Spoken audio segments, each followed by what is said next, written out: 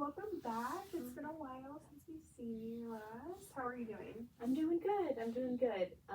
The kids are doing good. I know things got a little bit crazy, and I had to reschedule a few times just because the kids' activities. I have four kids is a lot to juggle, Definitely. and I feel like lately I just feel like I've been doing everything myself. So I feel like things get chaotic and hectic, and yeah. Anyway, sometimes it feels a little overwhelming, but besides that, I'm okay. Yeah.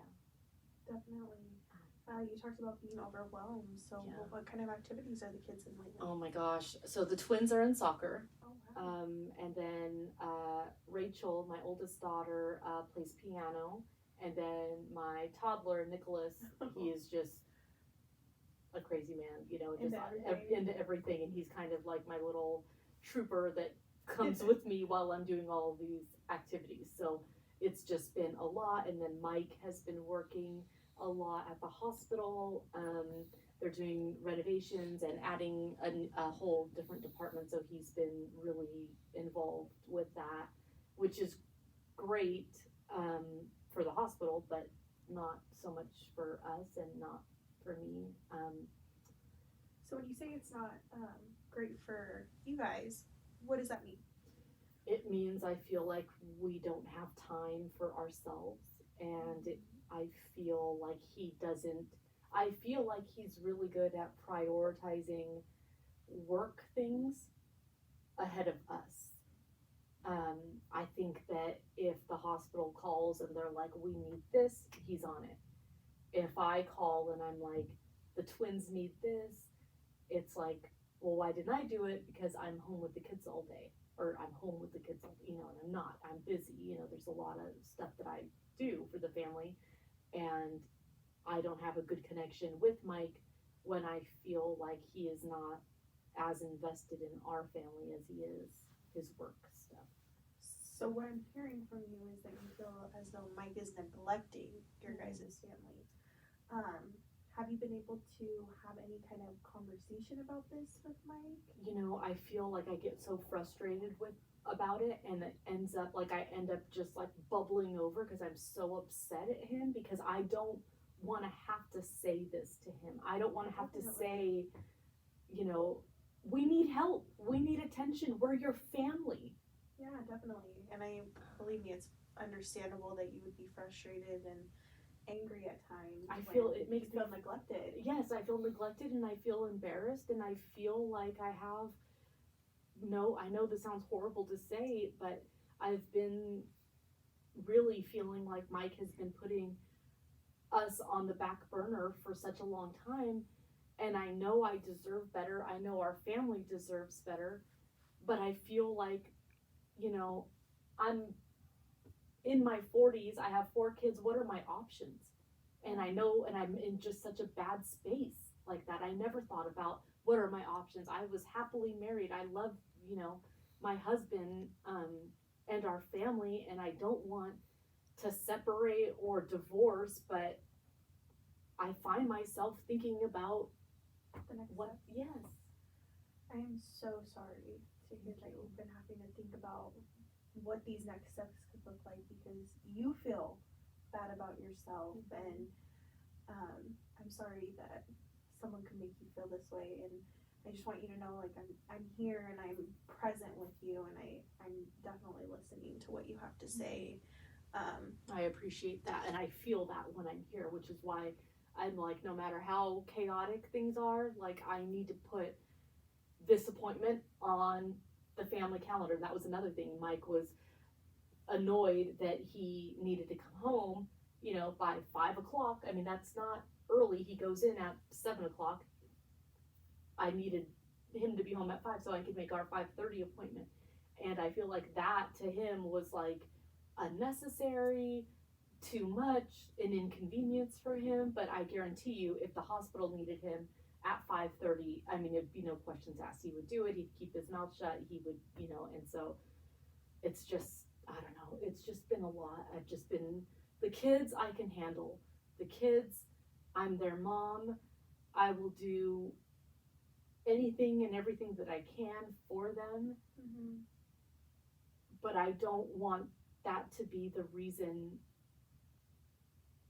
that I stay in a relationship that I'm not happy with. So it sounds like you pride yourself on being such a great mom. You do everything for your kids, and I just want to know you're a strong person. But I also understand that you're struggling, dealing with your husband that may not be supporting you in the way that you need to be supported. So let's go back and talk about how we would like to communicate this to Mike, because we did say, like, we're not able to communicate that with him. So what ways would we like to communicate these kinds of things to him? Well, I used to think about that a lot, and when I would try to ask him, like, what does this weekend look like? And if he told me that he had, seminars that he was doing or wanting to attend, and I would try to talk to him, sorry, I just get like kind of choked up when I think about it. You're okay. Thank you. Take your time. When I tried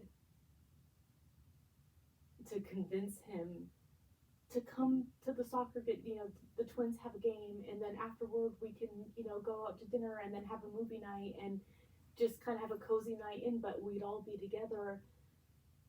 I felt like he was so bothered by my even suggesting that, like that would never happen. It made me feel so embarrassed and ashamed that I would want that with him. And I mean, I was not prepared to talk about this next part, but I feel like I've really been thinking about other options. I wonder, are all partners like Mike? And I don't know. So let's talk about that a little bit more. When you say you've been thinking about that, please kind of elaborate a little bit more. Like, what do you mean by that? I guess because I haven't been able to get into sessions as often as I want to, or as that I deserve to, I've been confiding in an old friend, and it's a man, and it started just as I saw him we reconnected on Facebook, and I saw that he was divorced, and we just, it just started with like, we became friends on Facebook, and then, liking, commenting, and then it was messaging, and I just found myself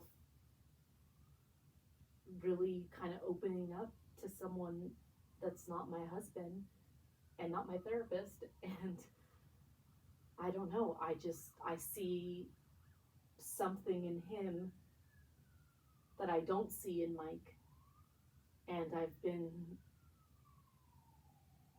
wondering how that would be. Do you find this to be someone that you see as a friend, or? Yes. Okay. And it is never, I have not seen him in person. Everything has just been communicating, messaging, but I feel like my head is so messed up that I find myself actually thinking about, his name is Andrew. Like, I wonder if Andrew would like to go with me to the games and cheer on the kids, and if he would be, bothered if I wanted to have a movie night and just spend time. Is he going to be annoyed with me, or would he be happy to spend time with me?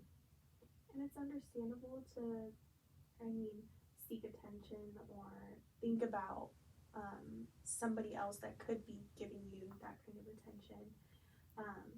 So we are coming towards the end of our session. I just wanted to kind of give you a rundown of what we can see going forward. I do want to start thinking about if we want to kind of consult with Mike and see how we want to move forward, having those open communication kind of conversations, making sure you feel cared about. I do also want to work with you about finding self-care time, taking those steps and taking those initiatives. So that's what I want to work you to work on specifically this week, is just to find the time to take self-care. So I hope you're able to do that, and we will check in again next week, okay? Okay, thank you so much, Mckenna. Thank you. I'll see you next week. I'll see you next week.